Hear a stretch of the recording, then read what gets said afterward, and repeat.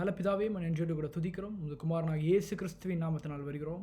தேவரீர், நீர் எங்களுக்கு பாராட்டின உமது அன்பு, கிருபைகள், இரக்கங்கள் எவ்வளோ பெரியதென்று ஆண்டவரை நாங்கள் எண்ணி பார்க்கிறோம். தேவரீர், வேதம் சொல்லுகிறபடியே கர்த்தாவே, எல்லா அனுபவத்திலும் நீர் மகா சௌந்தரியம் உள்ளவர். உம்முடைய உதடுகளில் அருள் பொழிகிறது என்று ஆண்டவரை நாங்கள் படிக்கிறது போல கர்த்தாவே, உம்முடைய உதடுகளில் கர்த்தாவே கிருபை பொழிகிறது. அதை ஆண்டவரே எங்களுடைய கண்களால் ஆண்டவரை நாங்கள் காண்கிறோம், அதை நாங்கள் விசுவாசிக்கிறோம். இன்றைய தினத்தில் கூட கர்த்தாவே தேவரீர், உம்முடைய ஜீவனுள்ள வார்த்தை ஆண்டவரே எங்களை தேற்றட்டும், எங்களை பலப்படுத்தட்டும். எந்த நோக்கத்திற்காக ஆண்டவரே இந்த உலகத்தில் எங்களை பிறக்க செய்கிறோம், அந்த நோக்கத்தை ஆண்டவரே நாங்கள் வெற்றியுள்ளவர்களாய் நிறைவேற்ற எங்களுக்கு ஆண்டவரே கிருபையை கொடுங்க.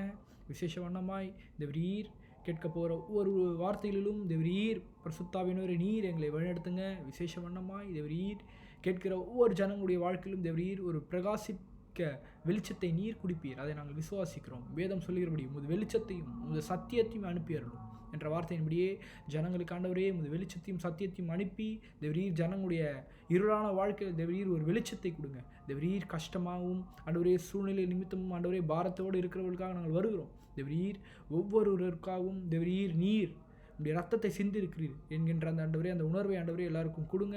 நீர் ஆளுகை செய்யுங்க. விசேஷ வண்ணமாக தேவரீர் இன்றைய தினத்தில் ஆண்டவரே கலந்து கொள்ள போகிற ஒவ்வொரு பிள்ளைகளும் நீர் ஆசீர்வதிங்க. தேவரீர் வர தடை பண்ணப்பட்ட ஒவ்வொரு பிள்ளைகளுக்காக நாங்கள் ஜெபிக்கிறோம். உங்களுக்கு ஆண்டவரே சித்தமானவர்கள் ஆண்டவரே இதில் கலந்து கொண்டு தேவரீர் தேவனுடைய வார்த்தைகளை ஆண்டவரே அவர்கள் அறிந்து கொள்ள புரிந்து கொள்ள மனக்கண்களை திறந்தருளுங்க. நீர் ஆளுகை செய்யுங்க. இப்போது கூட கர்த்தாவே நீர் எங்களை வழிநடத்துங்க. பரிசுத்தாவினவரே நீர் எங்களுக்கு பாவத்தை குறித்தும் நீதியை குறித்தும் நியாய தீர்ப்பு குறித்தும் கண்டித்து உணர்த்த எங்களுக்கு கிருபை தாங்க.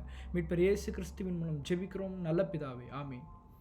ஆண்டவரும் உலக இரட்சகருமாகிய இயேசு கிறிஸ்துவின் நாமத்தினாலே உங்கள் அனைவருக்கும் அன்பின் வாழ்த்துதலையும் ஸ்தோத்திரங்களையும் தெரிவித்துக் கொள்கிறேன். கர்த்தர் நல்லவர். அவர் நேற்றும் இன்றும் என்றும் மாறாதவராக இருக்கிறார். காலங்கள் மாறலாம், சூழ்நிலை மாறலாம், யார் வேணால் மாறலாம், ஆனால் கர்த்தர் மாறவே மாட்டார். கடவுளுங்க, ஒரு கடவுள் மாறவே மாட்டார்.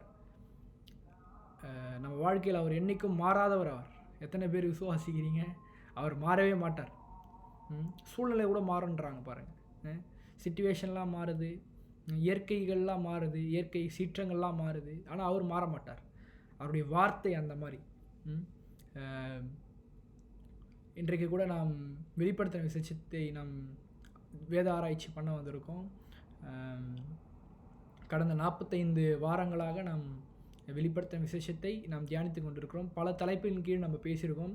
இன்றைக்கு நம்ம ஒரு தொடர் போதனையாக நம்ம பண்ணிகிட்ருக்கோம். இயேசு கிறிஸ்துவின் அழகை பற்றி நம்ம பார்த்துட்ருக்கோம்.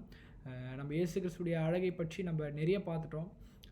அவருடைய முடியின் அழகு, கண்களின் அழகு, பாதங்களின் அழகு, கரங்களின் அழகு, அதெல்லாம் பார்த்துட்டோம்.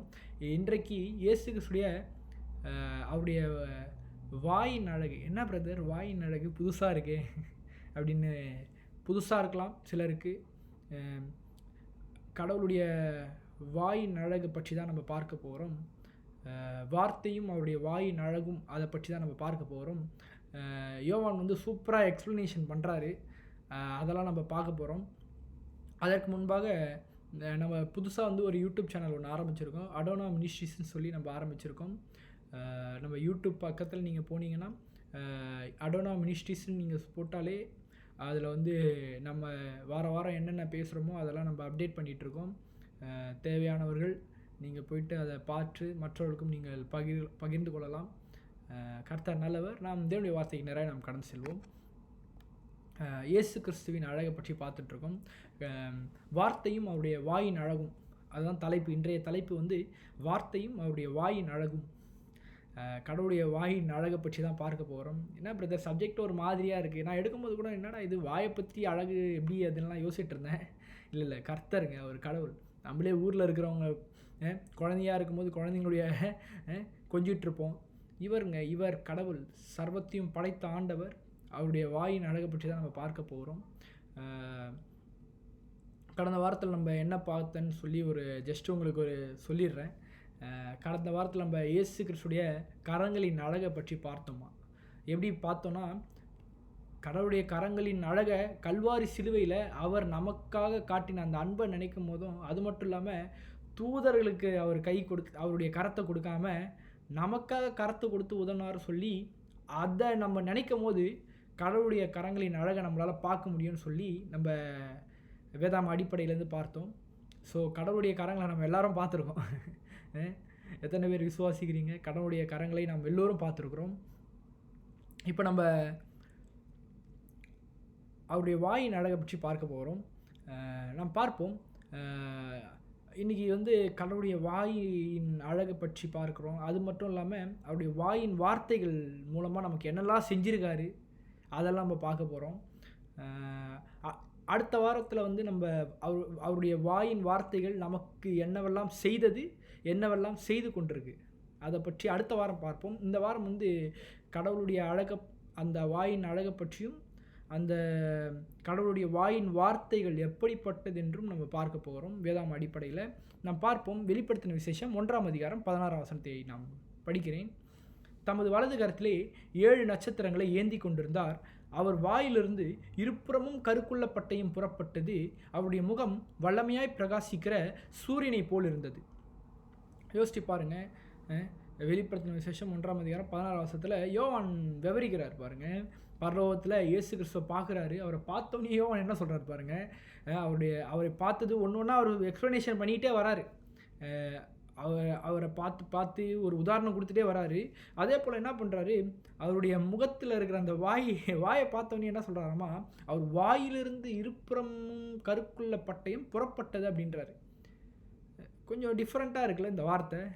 வாயிலிருந்து இருபுறமும் கருக்குள்ள பட்டயம். ஆங்கில வேதாந்தத்தில் எப்படி வருதுன்னா WH ஸ்வாடுன்னு வருது. எப்படின்னா 2 பக்கமும் கூர்மையாக இருக்கிற ஒரு பட்டயம் அப்படின்னு வருது. கத்திக்கு ஒரு பக்கம் தான் கூர்மையாக இருக்கும் இல்லை, பட்டயம்னா வாள். 2 பக்கமும் கூர்மையாக இருக்கிற வாள் போல் அவருடைய வாயிலிருந்து ஏதோ ஒன்று வருதாமா அப்படின்னு சொல்லப்படுது. அது நம்ம கொஞ்சம் இன்டெப்த்தாக பைபிளிலேருந்து பார்ப்போம். நம்ம யோவானுக்கு அது என்னன்னு நல்லாவே தெரிஞ்சிருக்கு. அதுதான் அவர் யோவான் இப்படி விளக்குறாரு பாருங்க. என்னவா, யோவான் இயேசு கிறிஸ்துவின் வாய் அழகை எப்படி பார்க்க முடியும்னு சொல்கிறாரு பாருங்க. எப்படி பார்க்க முடியுமா? இயேசு கிறிஸ்துடைய வாயின் அழகை இன்றைக்கு பார்க்கணுமா நம்ம?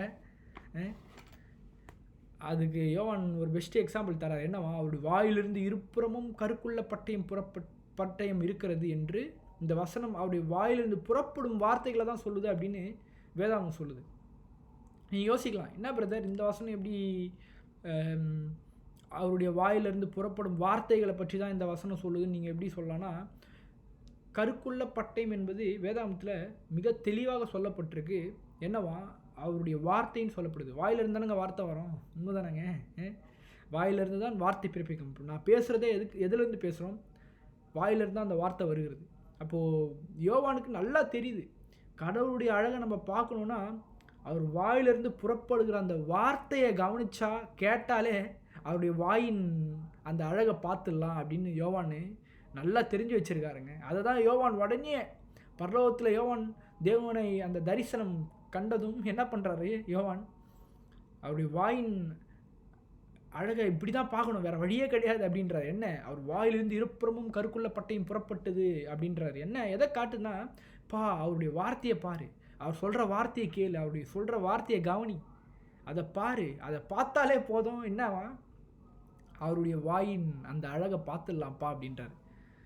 வேதாந்தத்தில் சில உதாரணங்களை தரம் பாருங்கள். வேதாந்தத்தில் சில அடிப்படை உதாரணங்கள் இது. என்னவா, அவருடைய வாயிலிருந்து இருபுற கருக்குள்ள பட்டயம் புறப்பட்டது அப்படின்னு பைபிள் சொல்லுது. இது இருபுற கருக்குள்ள பட்டயம் என்பது வேதவசனம் என்ன சொல்லுதாமா, அவர் வாயிலிருந்து புறப்படும் வார்த்தைகள்னு அர்த்தமா.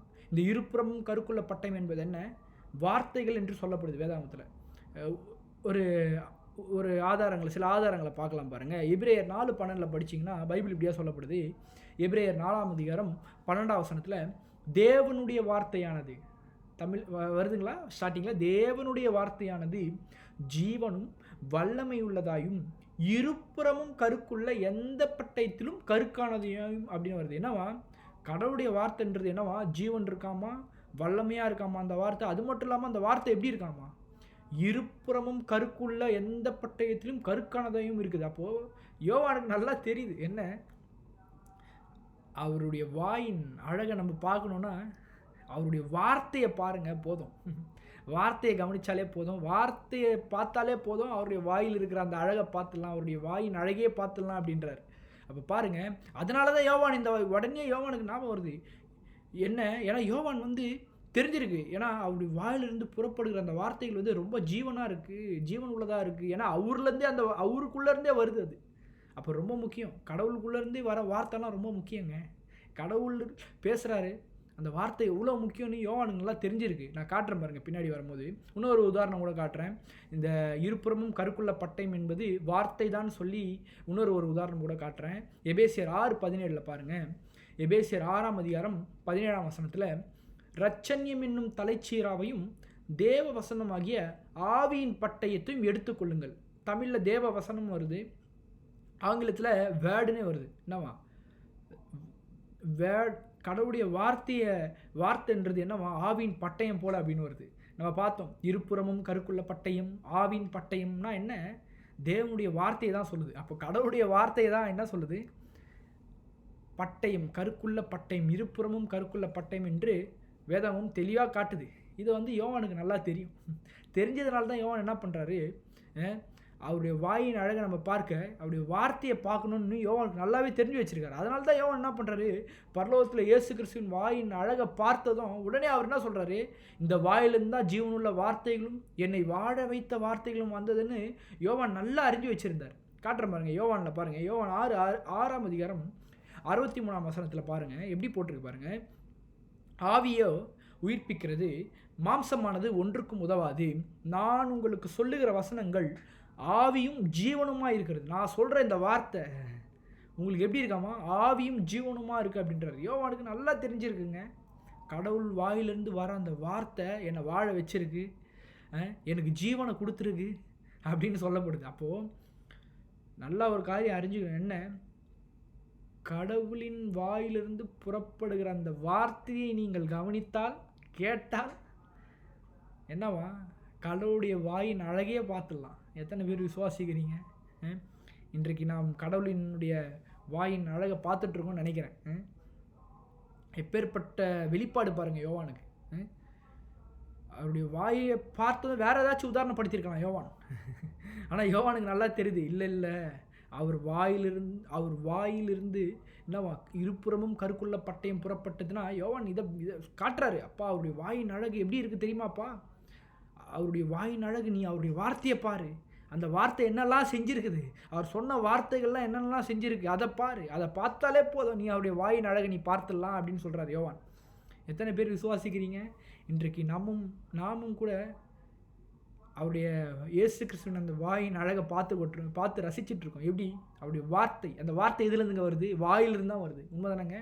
அப்போது கடவுள் எவ்வளோ பெரியவர் பாருங்கள். அவர் மிகப்பெரியவருங்க அவர்.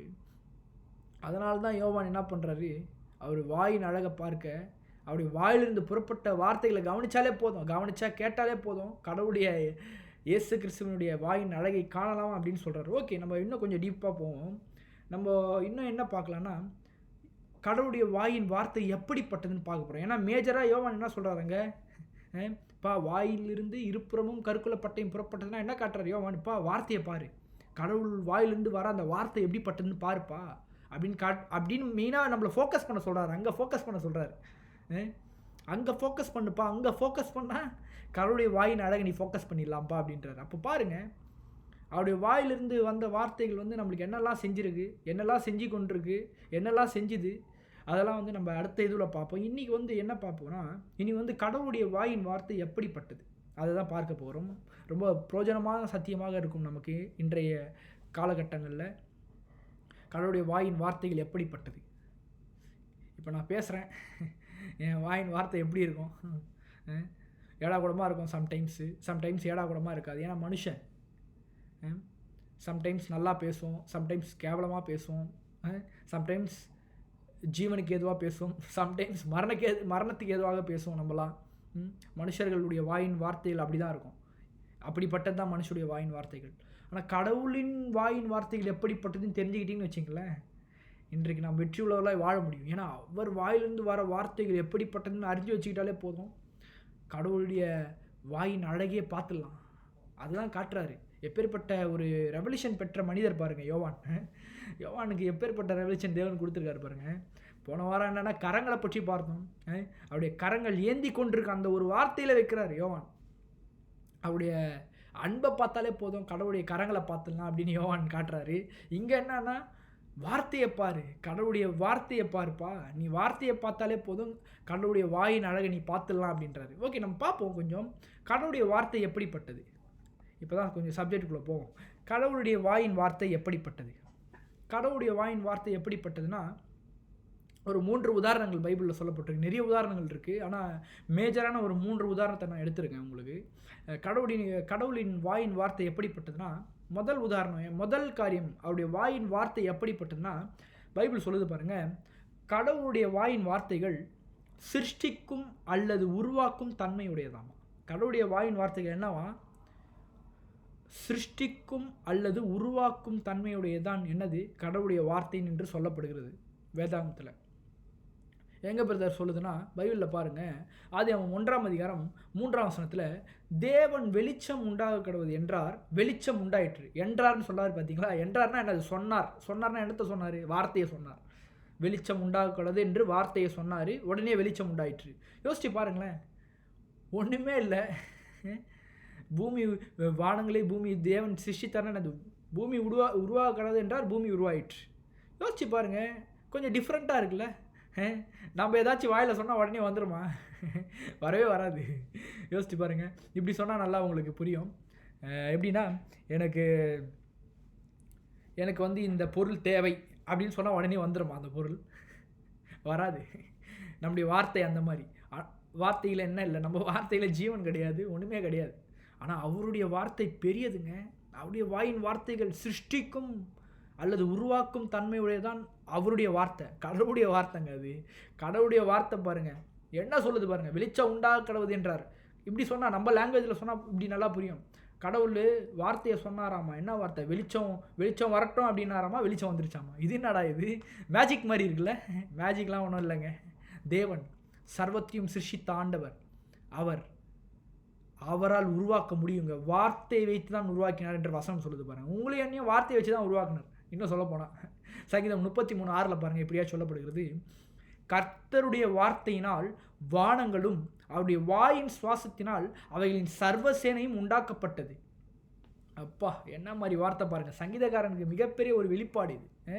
கர்த்தருடைய வார்த்தையினால தான் வானங்களை உருவாக்கினாருமா. யோசிச்சு பாருங்கள், கர்த்தர் வானங்களை உருவாக்கியிருக்காருங்க. வானங்கள் வார்த்தையை வச்சு உருவாக்கியிருக்காராமா. வார்த்தை எவ்வளோ வல்லமாக இருக்குது பாருங்கள் கடவுளுடைய வாயின் வார்த்தையில். சும்மா ஒன்றும் கிடையாதுங்க. அவருடைய வாயின் வார்த்தைகள் ரொம்ப ரொம்ப சிருஷ்டிக்கும் அல்லது உருவாக்கும் தன்மை கொண்டதான் அவருடைய வாயின் வார்த்தைகள். ரொம்ப புரிஞ்சுக்கணும். அவர் வாயிலிருந்து புறப்படுகிற அந்த வார்த்தைகள் எப்படியாமா, சிருஷ்டிக்கும், உருவாக்கும். ஒன்றுமே இல்லைன்னா கூட உருவாக்கி கொடுக்கும். யோசிச்சு பாருங்கள். அவர் அப்படியே சொன்னார்னா அப்படியே வந்துடும். அப்பேற்பட்ட ஒரு தன்மையுடையதான் கடவுளுடைய வார்த்தை. நான் சொல்லுகிறேன், என்ன, தாயின் வயிற்றில் தம்முடைய வார்த்தையினால் நம்மளை உருவாக்குனாருங்க. அது தெரியுமா? இன்றைக்கி நீங்களும் நானும் எப்படி உருவாக்கப்பட்டிருக்கோம். அவர் ஒரு வார்த்தை சொன்னார் நம்மளை, ஆண்ட்ரூ வா அப்படின்னாரு, வந்தாச்சு, தாயின் வயிற்றில் உருவாயாச்சு. அப்படி தான் வேதமே அப்படி தாங்க சொல்லப்படுது. தாயின் வயிற்றில் தம்முடைய வார்த்தையினால் நம்மளை உருவாக்கி நம்மளை பெயர் சொல்லி அழைச்சிருக்காராமா. யோசிச்சு பாருங்க. அப்பா, வேதாகம் சொல்லுது. நம்ம இன்னைக்கு பலர் நினச்சிட்டு இருக்காங்க, என்ன நினச்சிட்டு இருக்காங்கன்னா, கடவுளுக்கு என் பேரே தெரியாது. ஏன்னா அவங்க என்ன நினச்சிட்டு இருக்காங்கன்னா, சூழ்நிலையை பார்க்குறாங்க. கடவுளுக்கு நான் யாருன்னு கூட தெரியாது. என்னவா, கடவுளுக்கு நான் யாருன்னு கூட தெரியாது, என் பேர் எதுவுமே தெரியாது. ரொம்ப கவலையில் இருக்கிறோம். ரொம்ப குழப்பமான சூழ்நிலை இருப்பவங்களுக்கு நான் சொல்கிறேன், இன்றைக்கி கடவுளுக்கு நல்லா புரிஞ்சுக்கணுங்க. அவருடைய வாயின் வார்த்தைகளால் தான் அவங்கள உண்டாக்குனாருங்க. அது மட்டும் இல்லாமல் வாயின் வார்த்தைகள்லேருந்து பேரை சொல்லி நம்மளை அழைச்சிருக்காருங்க. இன்னும் சொல்லப்போனால் நமக்கு பேர் வச்சு தான் அவர் தான். ஏசாயா 45 நாளில் கடைசியில் நீங்கள் பாருங்கள், நான் காட்டுறேன் பாருங்கள். ஏசாயா 45 4ஆம் வசனத்தில் உனக்கு நாமம் தரித்தேன் அப்படின்னு சொல்லப்படுது. என்ன காட்டுறாருன்னா, ஒரு காரியத்தை நல்லா புரிஞ்சுக்கணும். கடவுளுடைய வார்த்தையினால தான் நம்மளை உருவாக்கியிருக்காரு, நம்மளை பேர் சொல்லி அழைச்சிருக்காரு. இன்றைக்கி நம்ம என்ன நினைக்கிறோம், கடவுளுக்கு என் பேரே தெரியாது, நான் எப்படி இருக்கேன்னு கூட தெரியல, நான் எவ்வளோ சிச்சுவேஷனில் இருக்கேன், எவ்வளோ கடினமான சூழ்நிலையில் இருக்கிறேன் அப்படின்னு நம்ம நினச்சிட்ருக்கோமா? இல்லைங்க, கடவுள் நம்மளை பேர் சொல்லி அழைச்சிருக்காரு. அதுவும் தாயின் வயிற்றில் உருவாகும் முன்னமே என்னை பேர் சொல்லி அழைத்தீர் அப்படின்னு வசனம் சொல்லுது. என்னை கண்டீர், என்னுடைய கருவு உங்களுடைய கண்கள் என்னுடைய கருவை கண்டது அப்படிலாம் வசனம் சொல்லுது. என்னங்க, நம்மளை பெயர் சொல்லி அழைச்சிருக்காருங்க. அவருடைய யோசிச்சு பாருங்க, கொஞ்சம் எப்படி இமேஜினேஷன் பண்ணுங்கள். ஒரு உதாரணம் காட்டுறேன், உங்களுக்கு நல்லா புரியும். என்ன உதாரணம்னா, உலகத்தில் ரொம்ப பெரிய ஆள், ரொம்ப ரொம்ப ரொம்ப பெரிய ஆள், உலகத்திலே மிகப்பெரிய மனிதர், ஓகேங்களா? உலகத்திலே ரொம்ப ரொம்ப பெரிய மனுஷன், உலகத்திலே ரொம்ப பெரிய மனுஷன் உங்களுடைய பேரை அழைச்சி உங்களை கூப்பிட்டாங்கன்னா உங்களுக்கு எப்படி இருக்கும் அந்த மூமெண்ட்? யோசிச்சு பாருங்கள். உலகத்திலே ரொம்ப பெரிய ஆளுங்க, ரொம்ப உலகத்திலே ரொம்ப மதிக்கத்தக்க மனிதர் அப்படின்னு எல்லாராலும் போற்றப்படுறாங்க, அவங்க எல்லாராலும் புகழப்படுறாங்க. அவங்க வந்து உங்கள் பேரை கூப்பிட்டாங்கன்னா உங்களுக்கு எப்படி இருக்கும்? அப்பா, அவருக்கு என் பேர் தெரிஞ்சிருக்கு பாருப்பா அப்படின்னுவோம்ல, அவருக்கே என் பேர் தெரிஞ்சிருக்குப்பா அப்படின்னு சொல்லுவோம்ல. நான் சொல்லுகிறேன், எவ்வளோ சந்தோஷம் வரும். நான் சொல்கிறேன், உலகத்தையும் அந்த ஃபேமஸான நபரை உருவாக்கினவர் உங்களுடைய பேரை அவருக்கு தெரிஞ்சிருக்குன்னா நீங்கள் எவ்வளோ பெரிய பாக்கியம் பெற்றவர்கள் இல்லை? எத்தனை பேருக்கு விசுவாசிக்கிறீங்க? கடவுள் நம்மளை பேர் சொல்லி அழைக்கிறாராம். அவருக்கு உங்கள் பேர் தெரிஞ்சிருக்குன்னா நீங்கள் எவ்வளோ பெரிய பாக்கியவான்கள்ங்க. யோசிச்சு பாருங்கள். நம்ம நினச்சிட்ருக்கோம், இவருக்கெல்லாம் என் பேர் தெரியாமல் இருக்குங்க அப்படின்னு நினச்சிட்ருக்கோம். இல்லைங்க, கடவுளுக்கு நம்ம பேர் தெரிஞ்சிருக்குங்க. அது எவ்வளோ பெருசு பாருங்கள். நம்ம இன்றைக்கி யோசிக்கிறோம், அவருக்கு என் பேர் தெரிஞ்சால் நான் நல்லா மேலே வந்துடுவாங்க, அவர் ஒரு பேர் சொன்னால் போதுங்க, என் பேர் அவர் கையை காட்டி விட்டால் போதுங்க, அவர் என் பேரை சொன்னாலே போதும். உலகத்தில் நம்ம அப்படி திங்க் பண்ணிகிட்ருக்கோம். அவருக்கு என் பேர் சொன்னால் போதும், அவர் என் பேரை சொல்லிட்டா போதும், ஏதாச்சும் கிடச்சிரும் அப்படின்னு. இல்லை, கடவுள் உலகத்தை படைத்த ஆண்டவர் இயேசு கிறிஸ்துவுக்கு உங்கள் பேர் நல்லா தெரியும். அதுவும் இல்லாமல் உங்களுக்கு பேர் சொல்லி அழைச்சிருக்காரம்மா. யோசிச்சு பாருங்கள். ரொம்ப வேர்ல்டு ஃபேமஸ் பர்சனே நம்மளை கூப்பிட்டு, அவர் நம்ம பேரை கூப்பிட்டாலே அந்த அளவுக்கு சந்தோஷம் வரும், ஆஹாவுன்னு கத்துவோம். உலகத்தை சிருஷ்டித்த ஆண்டவர் நமக்கு, அவருக்கு நம்முடைய பேர் தெரிஞ்சிருக்குன்னா எவ்வளோ பெரிய பாக்கியம் பெற்ற ஜனங்கள் நாம் பாருங்கள். பைபிள் சொல்லுது, ஒன்று நினைக்கிறோம், என்ன அவர் நம்மளை ரொம்ப முக்கியம் நினச்சிருக்காருங்க. அதனால தான் நம்மளை என்ன பண்ணியிருக்காரு, அவருடைய வாயின் வார்த்தைகளை கொண்டு நம்மளை பேர் சொல்லி அழைத்திருக்கார். அவர் வாயிலிருந்து நம்ம பேர் வருதாம்மா, எவ்வளோ பெரிய விஷயம் பாருங்கள். அவர் வாயிலிருந்து என் பேர் வருது, எவ்வளோ பெரிய பாக்கியம் பெற்றிருக்கோம் பாருங்கள். வசனம் சொல்லுது, ஏசாயா 45:3 உன்னை பெயர் சொல்லி அழைக்கிற இஸ்ரவேலின் தேவனாகிய கர்த்தர் நானே என்று நீ அறியும்படிக்கு அப்படின்னு வருது. உன்னை பெயர் சொல்லி அழைக்கிற இஸ்ரவேலின் தேவனாகிய கர்த்தர் நானே. பேர் சொல்லி அழைக்கிறாரம்மா நம்மளை. அது மட்டும் இல்லாமல் பாருங்கள், நான் உன்னை பேர் சொல்லி அழைத்து நீ என்னை அறியாதிருந்தும் உனக்கு நாமம் தரித்தேன். நான் சொன்னேன் பார்த்தீங்களா, நம்மளை பேர் சொல்லி மட்டும் அழைக்காமல் அந்த பேர் வச்சு தான் அவர் தானம்மா உனக்கு நாமம் தரித்தேன் அப்படின்றாரு. நம்மளை பேர் சொல்லி அழைச்சாராம். நம்மளுக்கு நீ என்னை அறியாதிருந்தும் வசனம் வருது. என்னவா, எனக்கு யாருனே அவர் தெரியாது. யோசிச்சு பாருங்கள். நான் பிறக்கும் போது வளரும் போதெல்லாம் எனக்கு யாருனே அவர் எனக்கு தெரியாது. ஆனால் அவர் தான் எனக்கு பேர் வச்சாராம்மா, அவர் தான் எனக்கு பேரை சொல்லி அழைச்சாராம்மா. யோசிச்சு பாருங்கள், எவ்வளோ பெரிய பாக்கியம் பெற்றிருக்கோம் பாருங்கள். இன்றைக்கு நான் சொல்லுகிறேன், கடவுளுடைய வார்த்தை இப்படிப்பட்டதுங்க, சிருஷ்டிக்கும் தன்மை உடையது கடவுளுடைய வார்த்தை. அது மட்டும் இல்லாமல்னா கடவுளுடைய வார்த்தை உருவாக்கும் தன்மை உடையது. ஒன்றுமே இல்லாமல் இருக்குமா நம்ம வாழ்க்கையில்? ஏதாச்சும் ரொம்ப கஷ்டமான கடினமான சூழ்நிலை இருக்கா? இதெல்லாம் சாத்தியமே கிடையாது பிரதர் அப்படின்னு நினைக்கிறீங்களா? இல்லை, கடவுளுடைய வார்த்தை உருவாக்கும் தன்மை உடையது. சிருஷ்டிக்கும். அவர் ஒரு வார்த்தை சொன்னால் போதும், அந்த ஒரு வார்த்தை போதுங்க. யோசிச்சு பாருங்கள், கிட்டத்தட்ட 10 முறை சொல்லப்பட்டிருக்கு ஆதியாகமம் 1ஆம் அதிகாரத்தில். கடவுளுடைய வார்த்தை சொன்னார்னு அப்படின்னு சொல்லப்படுது. வாயின் வார்த்தைகளை சொன்னார் சொல்லி கிட்டத்தட்ட 10 முறை சொல்லப்பட்டிருக்கு ஆதியாகமம் 1ஆம் அதிகாரத்தில். எதை காட்டுதுங்க அது? அவர் வார்த்தையினால தான் உருவாக்கியிருக்கார் எல்லாத்தையும். நான் இன்றைக்கு சொல்லுகிறேன், நம்முடைய வாழ்க்கையில் ஏதாச்சும் கடினமான சூழ்நிலை இருக்கா? இல்லை, உருவாக்குவார். அவர் உருவாக்குற தேவன். எத்தனை பேர் விசுவாசிக்கிறீங்க? அவருடைய வாயின் வார்த்தைகள் அப்பேற்பட்ட வல்லமை கொண்டதுங்க, அப்பேற்பட்ட தன்மை கொண்டது. கடவுளுடைய வார்த்தை சிருஷ்டிக்கும் மற்றும் உருவாக்கும் தன்மை கொண்டதான் கடவுளுடைய வார்த்தை. நெக்ஸ்ட் போகலாம் பாருங்கள். நெக்ஸ்ட் என்னவா, கடவுளுடைய வார்த்தை அவர் சொன்னதை அப்படியே செய்யுமா? அப்படிப்பட்ட தன்மை கொண்டது தான் கடவுளுடைய வார்த்தை. இது நான் பிரதர் டிஃப்ரெண்ட்டாக இருக்குது. நம்ம மனுஷங்க பார்த்தோம், எனக்கு இது வேணும் வார்த்தைனால. இப்போ நான் சொல்கிறேன்னு வச்சிங்களேன், எனக்கு ஒரு பெண் வேணும் அப்படின்னு சொன்னால் வந்துடாது. ஆனால் கடவுள் சொல்லாருன்னு வச்சிங்களேன், அவர் வார்த்தையை சொன்னார்னு வச்சிங்களேன், கண்டிப்பாக வரும். வெளிச்சம் உண்டாக்கடவுது என்றார், வந்துருச்சு. அவர் வாயின் வார்த்தையில் ஒரு வார்த்தை சொல்கிறாரு, வந்துடுது. நட்சத்திரம் வரட்டும் அப்படின்றாரு, நட்சத்திரம் வருது. யோசிச்சு பாருங்கள், அவருடைய வாயின் வார்த்தைகளை எப்பேற்பட்ட வல்லமை வச்சிருக்காரு பாருங்கள். சிருஷ்டிக்கும் உருவாக்கும் தன்மை கொண்டது. அப்பேற்பட்ட வாயின் வார்த்தைகள் தன்மை கொண்டது. அதே போல தான் அவருடைய வாயின் வார்த்தைகளுடைய வாயின் வார்த்தை எப்படிப்பட்டதுன்னா, பைபிள் சொல்லுது பாருங்க, கடவுளின் வாயின் வார்த்தை அவர் சொன்னதை அப்படியே செய்யும் தன்மை கொண்டதாமா. அவர் என்ன சொன்னாரோ அதை தான் செய்யுமா அந்த வார்த்தை. என்ன பிரதர் சொல்கிறீங்க? ஆமாங்க, இன்றைக்கி நம்ம பேசுகிறோம், யோசிச்சு பாருங்கள். நம்ம ஒரு நம்மளுடைய வாயின் வார்த்தைகள்லாம் எப்படி இருக்கும் பார்த்துருக்கீங்களா? நம்முடைய வாயின் வார்த்தைகள் சொன்னோன்னா வேறு மாதிரி தான் செய்வோம். நம்ம இன்றைக்கி ஒன்று சொல்லுவோம், நாளைக்கு வேறு மாதிரி செய்வோம். இல்லை சொன்னால் செய்யக்கூட மாட்டாங்க. அப்படிப்பட்ட வாயின் வார்த்தைகள் தான் நம்முடைய வாயின் வார்த்தைகள், மனுஷனுடைய வாயின் வார்த்தை. ஆனால் கடவுளுடைய வாயின் வார்த்தை பார்த்தீங்களா, அவர் சொன்னதை அப்படியே செய்யுமா. இது என்ன பிரதர், அப்படியே செய்யுமா? அப்படியே செய்யும். ஆமாம், பைபிள் சொல்லப்படுது பாருங்கள். ஏசாயா 55 அதிகாரம் 10-11 வசனத்தில் ஒரு உதாரணத்தை வச்சு கடவுளுடைய வார்த்தையை பற்றி சொல்கிறாரு பாருங்க. என்னவா 10 வசனத்தில் என்ன சொல்கிறாருன்னா, எப்படி வானத்துலேருந்து மழை வந்து பூமி எல்லாத்தையும் நினச்சி அதுலேருந்து பூமியிலேருந்து விதைக்கிறவனுக்கு விதையும் புசிக்கிறவனுக்கு ஆகாரத்தை எப்படி கொடுக்குதோ, மழை எப்படி, மழையுடைய பர்பஸை பற்றி சொல்கிறாரு.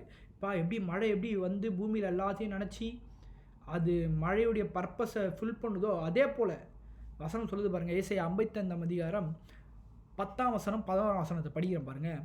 மாரியும் உறைந்த மழையும் வானத்திலிருந்து இறங்கி அவ்விடத்துக்கு திரும்பாமல் பூமியை நனைத்து அதில் முளை கிளம்பி விளை செய்யும்படி செய்தது.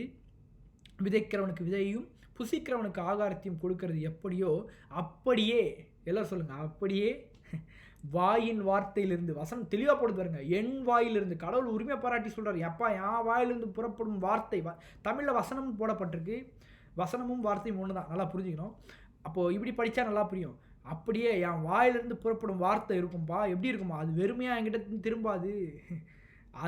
அதுனா என்னது, அந்த வார்த்தை, அதனாலே அந்த வார்த்தைன்னு போட்டுங்க. அதுன்ற வர இடத்துலலாம் வார்த்தைன்னு போட்டால் உங்களுக்கு நல்லா புரியும். என்னவா, அப்படியே என் வாயிலிருந்து புறப்பட வார்த்தையும் இருக்கும், வார்த்தை வெறுமையாக என்னிடத்தில் திரும்பாமல் வார்த்தை நான் விரும்புகிறதை செய்து நான் அனுப்பினதை காரியமாக்கும்படி வாய்க்கும். யோசிச்சு பாருங்கள், கடவுளுடைய வார்த்தை அவர் சொன்னதை அப்படியே செய்யக்கூடிய தன்மை கொண்டதான் அவருடைய வார்த்தை. இதுக்கு ஒரு பெஸ்ட் எக்ஸாம்பிள் யாருன்னு பார்த்தா ஆபிரகாம் அவரை நம்ம பெஸ்ட் எக்ஸாம்பிளாக பார்க்கலாம். ஏன்னா கடவுளுடைய வாயின் வார்த்தை என்ன சொல்லுதோ அதை அவர் சொன்னபடியே செய்யக்கூடிய தன்மை கொண்டு தான் கடவுளுடைய வார்த்தை. ஒரு உதாரணம் காட்டுறேன் பாருங்கள். ஆபிரகாமிற்கு என்ன பண்ணுறாரு, கடவுள் வாயின் வார்த்தை மாறாமல் அவர் சொன்ன வார்த்தையை அப்படியே செய்கிறார். பார்த்துருக்கீங்களா? வாயின் சொன்னது இது கூட பிசுறு தட்டல, அப்படியே அவர் சொன்னதை அப்படியே செய்கிறார். வாயின் வார்த்தைகளை அப்படியே என்ன பண்ணுறாரு, செய்கிறார் பாருங்கள். அது நம்ம 15:4-5 கிட்டத்தட்ட 3 டைம் 4 டைம் கடவுள் வந்து வார்த்தைன்னே பைபிளில் வருது. காட்டுறேன் பாருங்கள். ஆதி 15 அதிகாரம் 4 வசனத்துலேருந்து 5 வசனத்தில் பாருங்கள். அப்பொழுது கர்த்தருடைய வார்த்தை வந்துச்சு பாருங்கள். வார்த்தை எங்கேருந்து வந்திருக்கு, வாயிலிருந்து, கர்த்தருடைய வாயிலிருந்து அந்த வார்த்தை வருது. என்னவா, வார்த்தை அவனுக்கு உண்டாகி, யாருக்கு, ஆபிரகாமுக்கு உண்டாகி, இவன் உனக்கு சுதந்திரவாளி அல்ல, உன் கர்ப்ப பிறப்பானவே உனக்கு சுதந்திரவாளி என்று சொல்லினா என்னது, வார்த்தை வருது பாருங்கள். அவருக்கு சொல்கிறாரு, வார்த்தையை வச்சு சொல்கிறாரு. அவர் அவனை வெளியே அழைத்து, நீ வானத்தை அண்ணாந்து பார், நட்சத்திரங்கள் என்ன உன்னாலே கூடுமானால் அவர்களை எண்ணு என்று சொல்லி மறுபடியும் வார்த்தையை சொல்கிறார் பாருங்க. வார்த்தையை வாயிலிருந்து வார்த்தை சொல்கிறார், இப்படி சொல்கிறாரு. பின்பு அவனை நோக்கி உன் சந்ததி இவ்வண்ணமாக இருக்கும் என்றார்னா என்னது, வார்த்தை அங்கே வந்துடுது. அப்போது பைபிள் தெளிவாக காட்டப்படுது. என்ன, ஆபிரகாமுக்கு ஒன்று காட்டுறாரு. என்னப்பா, என் வாயிலிருந்து புறப்படுகிற வார்த்தை இப்படி தான் இருக்கும், பார்த்துக்கோ எப்படி இருக்கும், நான் சொன்னதை அப்படியே செஞ்சுட்டு வரோம். அப்பேற்பட்ட வார்த்தை தான் என்னுடைய வார்த்தை. என்ன சொல்கிறாரு ஆபிரகாமுக்கு, உன் வயிற்றுலேருந்து உன்னுடைய கர்ப்பப்பிறப்பாக இருக்கிறவன் தான் உனக்கு சுதந்திரவாளி அப்படின்னு சொல்கிறாரு. குழந்தை இல்லாதவர்களுக்கு நான் என்ன பண்ண போகிறேன், நான் என் வாயிலேருந்து வார்த்தை சொல்லிட்டேன், போ, என்ன உனக்கு கண்டிப்பாக குழந்தை பிறக்கும், அந்த குழந்தையின் மூலமாக என்னவா, வானத்தை நீ அண்ணாந்து பாரு, அதை போல் உன் சந்ததி இருக்கும் அப்படின்னு சொல்கிறாரு. வாயில் வார்த்தை சொல்கிறார். நல்லா புரிஞ்சுக்கணும். ஆபிரகாம் விசிபிளாக தானே கேட்டார், ஆடிபிளாக தானே கேட்டார், ஆடிபிளாக கேட்குறாரு ஆபிரகாம். கடவுள் வாயிலிருந்து அந்த வார்த்தை பிறக்குது. பிறந்தவனையும் நீங்கள் பார்த்தீங்கன்னா அவருடைய வாயின் வார்த்தைகள் சொன்னதை அப்படியே செய்து என்று ஆதியாகமம் 21 அதிகாரத்தில் படித்தோன்னா அப்படியே தெரியும். அப்படியே செஞ்சுதான்.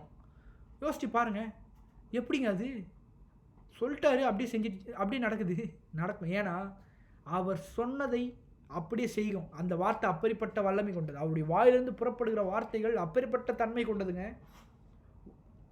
கடவுளுடைய வாயிலிருந்து புறப்படுகிற வார்த்தைகள் எப்படிப்பட்ட தன்மை கொண்டதா, அவர் சொன்னதை அப்படியே செய்யும். அப்பேற்பட்ட தன்மை கொண்டது. ஆபிரகாமுக்கு அன்றைக்கி சொன்னார், என்ன சொன்னார்? பா நிச்சயமாக என்னவா உனக்கு குழந்தை பிறக்கும், நீ பார் உன் குழந்தைகள் எப்படி எப்படி பிறகு, அந்த குழந்தைகள் மூலமாக உன்னுடைய சந்ததி எப்படி பிறகு போகுது அப்படின்னு சொல்கிறாரு. வார்த்தையினால் சொல்கிறாரு. சொன்னோன்னே என்ன ஆகுது? அப்படியே நடக்குது. 21ஆம் அதிகாரத்தில் அப்படியே நடக்குதாமா. யோசிச்சு பாருங்கள், அவருடைய வாயின் வார்த்தைகளில் எப்பேற்பட்ட வல்லமை கொண்டது பாருங்கள். சொன்னது அப்படியே நடக்குமா? எப்படிங்க பிரதர் நடக்குது? நடக்கும். ஏன்னா அவருடைய வாயின் வார்த்தைகள் அப்படிப்பட்டது. ஏன்னா அவர் கடவுளுங்க, கடவுள். ஆண்டவராக இயேசு கிறிஸ்து இந்த உலகத்தை உண்டாக்கினவர். அவர் மிகப்பெரியவருங்க. அவர் ஒரு வார்த்தை சொன்னாலே அப்படியே நடக்குது பாருங்கள், மாறாது. அந்த வார்த்தை சொன்னதை கண்டிப்பாக செஞ்சுட்டு வரோம். ஏசாயால நம்ம பார்த்தோம் பார்த்தீங்களா? அவர் சொன்னதை செய்யும் அளவுக்கு அது அவரிடத்துல திரும்பாதாம். அவருடைய வார்த்தை சொன்னால் செஞ்சுட்டு வரோம். அப்பேற்பட்ட ஒரு வல்லமை கொண்டு தான் அவருடைய வார்த்தை. நம்ம கேட்கலாம், நம்ம என்ன நினைப்போம்னா, ஆபிரகாமுக்கு அவருடைய வார்த்தை கொண்டு பேசினார், எனக்கு எப்படி பேசுவார்? ஆபிரகாமுக்கு டைரெக்டாக பேசினார் பிரதர். அவருடைய வார்த்தையை வச்சு டைரெக்டாக பேசினார். எனக்கு எப்படி பிரதர் பேசுவார்? நம்ம இன்றைக்கி அதான் யோசிச்சுட்ருக்கோம். இன்றைக்கு இருக்கிற உலகத்தில் நம்ம என்ன நினைக்கிறோன்னா, கடவுள் வந்து எல்லாமே அப்படியே வானத்துலேருந்து அப்படியே சவுண்ட் வரணும், பெருசாக சவுண்ட் வரணும், அப்படியே கேட்கணும் அப்படின்னு எதிர்பார்க்குறோம். இல்லைங்க, நான் சொல்லுகிறேன், இன்றைக்கு அவருடைய வாயின் வார்த்தைகளை ஏற்கனவே நமக்கு கொடுத்து விட்டார். என்ன பிரதர் சொல்கிறீங்க? ஆமாங்க, அவர் வாயிலிருந்து பிறந்த அந்த வார்த்தைகளை ஏற்கனவே நம்மளுக்கு சொல்லிட்டார். காட்டுறேன் பாருங்கள். கடவுளுடைய வாயின் வார்த்தையில் ஏற்கனவே நமக்காக சொல்லிட்டார், பேசிட்டார். எங்கே பிரதர் பேசினார்? என்கிட்ட பேசவில்லையே.